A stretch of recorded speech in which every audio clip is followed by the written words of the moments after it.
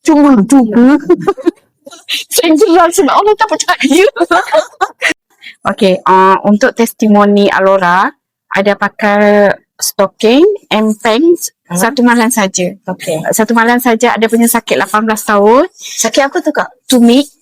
Because tumit tu macam dia frozen. Dia keras kan.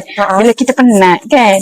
Tapi dalam masa 18 tahun tu, setiap minggu 2 atau 1 kali ada akan pergi urut dengan orang buta. OKU punya kan. Orang buta?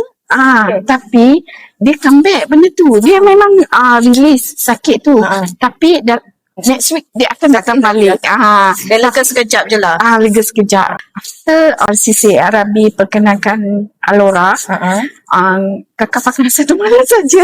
Benda tu hilang tau. Auto. Esoknya tak ada. Wow. Maksudnya after 8 kita punya isyak 8:40 kan. Pukul 9 start pakai nak tidur tu terus memang ada. Maksudnya beberapa jam? Besok. Bukan besok, bangun Satu malam lah. Satu malam. Maksudnya bangun pukul 3 pagi tu untuk solat tahajud tu kan. Nak pergi toilet tu memang selalu kan kita duduk dulu ke relax dulu kan. Nak bagi kita punya anggota structure kita betul kan. Ni tak terus bangun pergi toilet.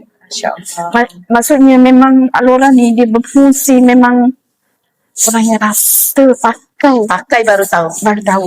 Kontak Nur segera di sini ya.